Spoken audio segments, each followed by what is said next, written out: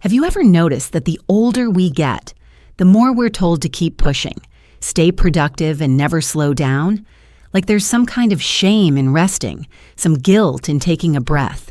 But what if the real secret to happiness as we grow older isn't about doing more? It's about letting go of the things that no longer serve us. What if peace doesn't come from effort but from release? In this video, we're going to talk about 8 things you should actually become lazier about. Yes, lazier. Because the truth is, there are things in life that drain your energy, steal your joy, and weigh you down. And the less you give them your time, the lighter and more joyful your days become. This isn't about giving up.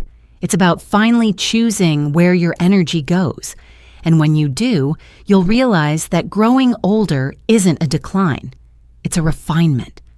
So let's talk about the kind of laziness that just might save your happiness. 1. Stop caring what others think of you. When you're younger, you spend so much time thinking about how you're being perceived. Did I say the right thing? Do they like me? What will they think if I do this or that? It becomes a constant background noise in your mind, quietly shaping the way you walk, talk, dress, and live. And for years, maybe decades, you carry this invisible pressure to be acceptable, likable, presentable. But here's something no one tells you until much later in life. Most of the people you're trying to impress aren't even paying that much attention. People are busy. They have their own worries, their own insecurities, their own stories. And the truth is, their opinions of you, whether positive or negative, don't change who you are. They don't make your life better or worse unless you give them the power to. As you grow older, you earn the right to stop chasing approval. You've already proven yourself simply by making it this far. All those years of experience, of heartbreak, of showing up when it was hard, that is your worth. You don't need applause to confirm it. I once met a woman named Ellen, 72 years old, who told me something that stuck with me. She said, for most of my life, I tried to be the kind of person everyone liked. Now I just try to be someone I like when I look in the mirror. And she smiled, not the kind of smile that asks for approval, but the kind that says, I'm finally at peace with who I am. That's the freedom we all deserve in our later years, to live without apology, to speak without fear, to make choices that align with your truth, not someone else's expectations. Because the people who genuinely love you, they'll stay. And the ones who fall away when you stop pleasing them, they were never really for you to begin with. So let them think what they want. You don't need to carry their opinions anymore. It's not your job to be understood by everyone. It's your job to live in a way that feels true to your soul. Let this stage of life be the one where you stop trying to be enough for others and finally start being enough for yourself. 2. Stop wasting energy on arguments and drama. When you're younger, there's this constant urge to explain yourself, to defend your opinion, to be right. You argue to be heard. You raise your voice to be respected. You stay up late rehearsing conversations in your head, imagining how you'll finally prove your point. You think, maybe this time they'll finally understand you. But as the years go by, something shifts. You start to realize that most arguments are like trying to wrestle with the wind, loud, exhausting, and completely pointless. Not everyone is willing to listen, and not everyone wants to understand. Some people aren't looking for truth. They're looking for control. And no matter how carefully you explain yourself, no matter how logical or heartfelt your words are, they've already made up their mind. At some point, you have to ask yourself, is it worth it? Is your peace really worth trading just to win an argument that won't matter a year or even a week from now? I remember a man named Walter in his late 70s. He used to say, when I was young, I thought silence meant weakness. Now I know it means strength. He told me that the best decision he ever made was to stop engaging in family arguments that always ended in hurt feelings and nothing resolved. Now I just smile, nod, and excuse myself, he said, and I go make a cup of tea. That's wisdom. That's emotional freedom. There's power in walking away, not in defeat, but in confidence. There's power in saying, okay, you can believe what you believe. I don't need to change your mind to feel right in mine.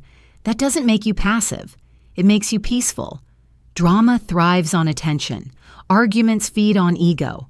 But peace grows in quiet choices. The choice to let things go, to protect your mental space, to value calm over conflict. You don't need to prove anything anymore. You've earned the right to peace. And the next time someone tries to pull you into their chaos, remember, you don't have to attend every argument you're invited to. Sometimes, silence really is the loudest answer you can give. 3. Stop trying to fix everyone's problems.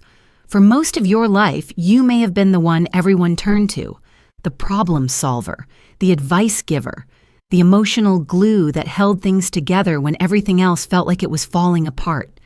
And maybe part of you still feels responsible for making sure everyone around you is okay. But here's a gentle truth. It is not your job to fix other people's lives. Not anymore. There comes a point, especially as we grow older, when we need to step back and let others face their own paths. Not because we don't care, but because we finally understand the difference between helping and rescuing. Helping is kind. Rescuing can be controlling.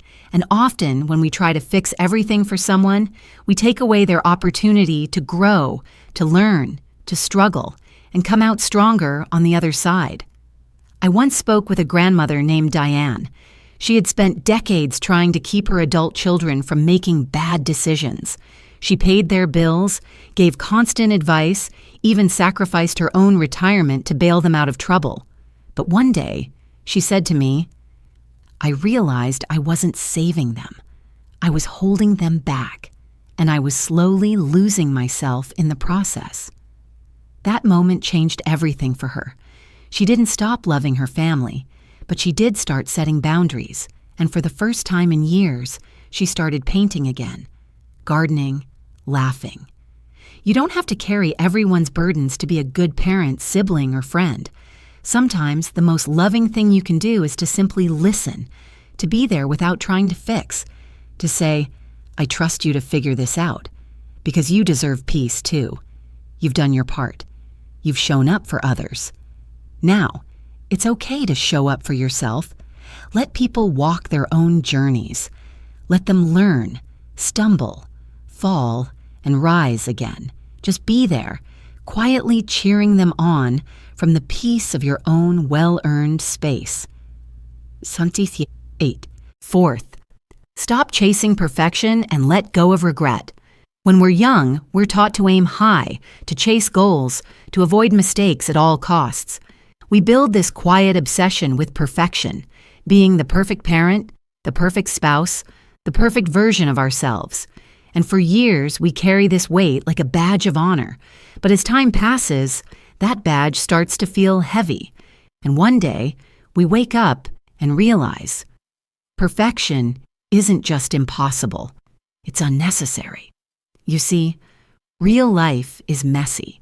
Mistakes are inevitable. And looking back, there are probably things you wish you'd done differently, things you said, choices you made, paths you didn't take. But regret is a thief. It steals your peace. It keeps you locked in moments you can no longer change. What you can do is choose how you carry it. I once met a retired teacher named Harold. He told me he spent years haunted by one decision, leaving his hometown to pursue his career, missing years with his parents before they passed. But later in life, he said something I'll never forget. I finally understood that I wasn't wrong. I was just doing the best I could with what I knew at the time. And that's the truth for all of us. We made choices based on who we were, what we believed, and what we had the strength to do at that moment. That doesn't make us bad. That makes us human. Perfection is a myth. But peace, that's real. And it begins the moment you stop punishing yourself for not being flawless. Look at your life not as a series of mistakes, but as a rich story. full of lessons, beauty, and unexpected turns that brought you to exactly where you are right now. Forgive the younger version of yourself, embrace the wiser one you are today, and let your later years be about living, not correcting, because you're not here to be perfect. You're here to be present. 5. Stop accumulating unnecessary things. There's a point in life when you start to look around your home and ask yourself, why do I still have all this stuff? Closets filled with clothes you haven't worn in years. Drawers packed with gadgets, paperwork, souvenirs, things you forgot you even owned. For a long time, collecting made sense. It gave life a sense of progress, stability, even pride. But over time, things can go from being comforting to being heavy. We spend the first half of life accumulating and the second half learning how to let go. Because eventually we realize that the stuff we own can start to own us. It needs space, it needs energy, and more often than not, it distracts us from what truly matters. I once visited a man named George, 81 years old, who had recently downsized. He said to me, I thought it would feel like I was losing things, but it felt like I was finally breathing again. He gave away dozens of boxes, some to charity, some to neighbors, some to his children. But what he kept, just a few photo albums, his favorite chair, a small shelf of books, felt more meaningful than the house full of items he'd once had.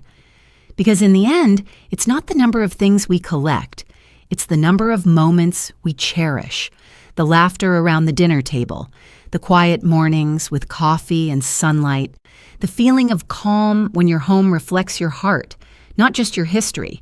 Letting go doesn't mean forgetting. It means freeing up space, physically and emotionally, for what still brings you joy. So take your time. Open a drawer. Let go of something you no longer need. You'll be surprised how light it feels to carry only what truly matters. Because the less you hold on to, the more you'll have room for what really counts: connection, clarity, and peace.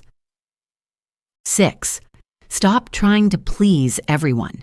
Most of us were raised to put others first. Be polite, be agreeable, don't rock the boat. And for years, maybe even decades, we live like that.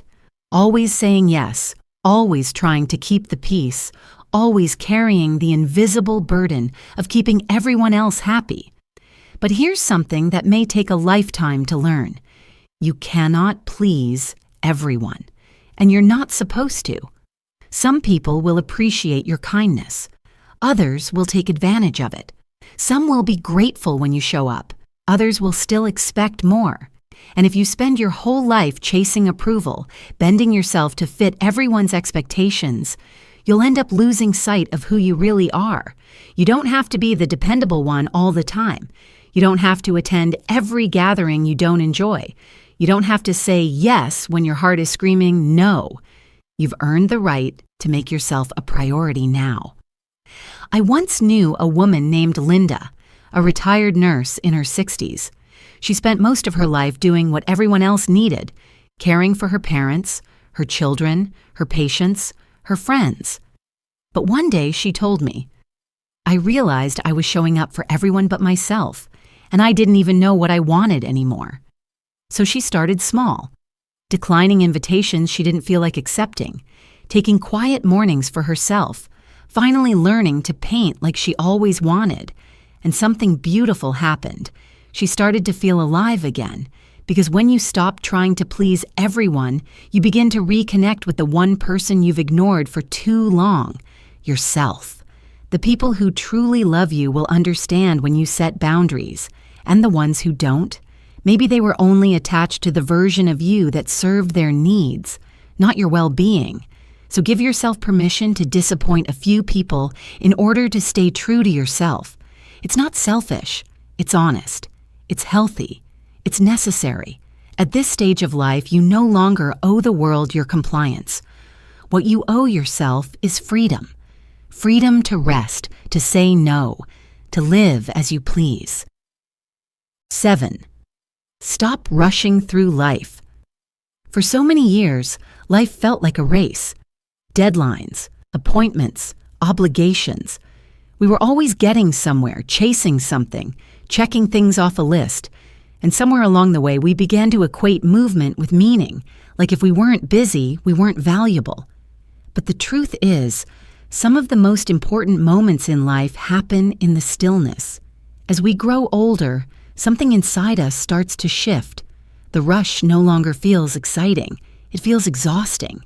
The calendar no longer feels fulfilling. It feels overwhelming. And we begin to realize that we don't need more speed.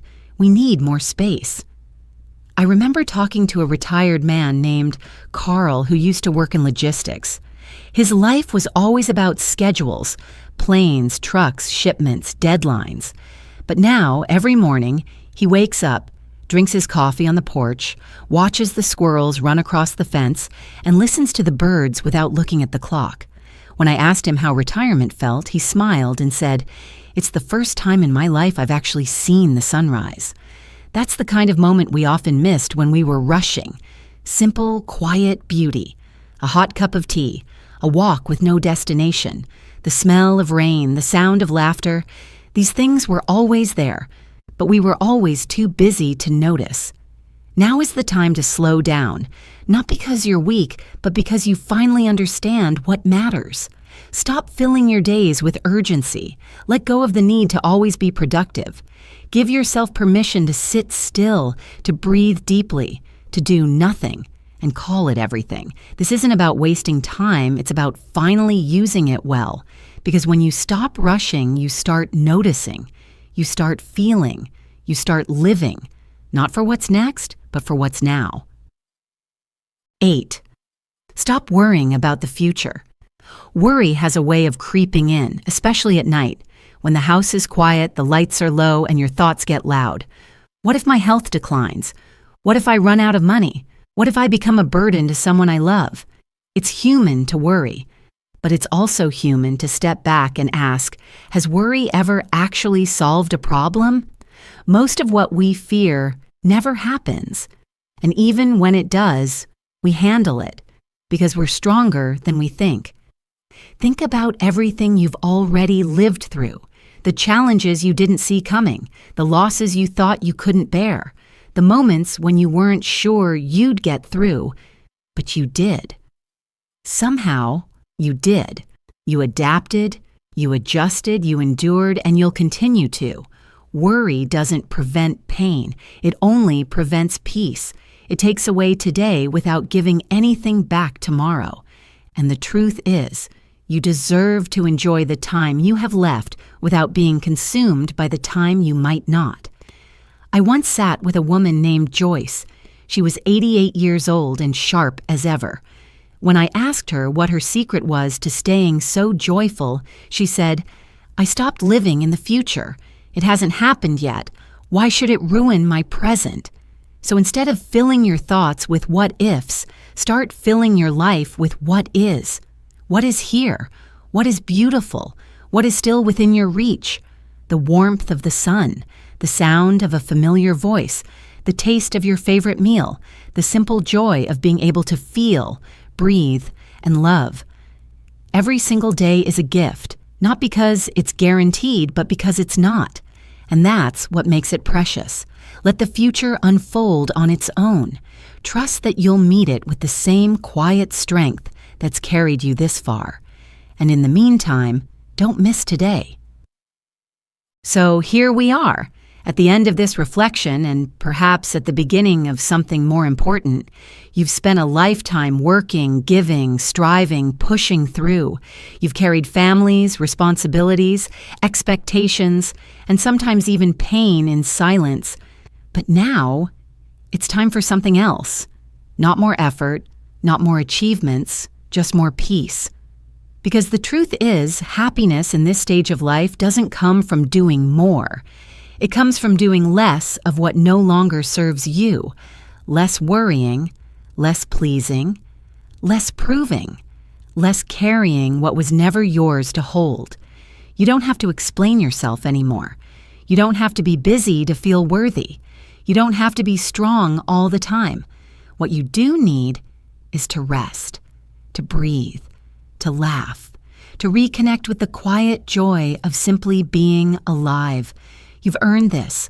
Every wrinkle, every scar, every gray hair tells the story of someone who made it through. And now you get to write the next chapter with freedom, not fear. So let this be your reminder. It's okay to slow down. It's okay to say no. It's okay to choose peace over pressure. Live lighter. Live wiser. And above all else, live happier. Because the best part of your life doesn't have to be behind you. It can be happening right now, if you let it.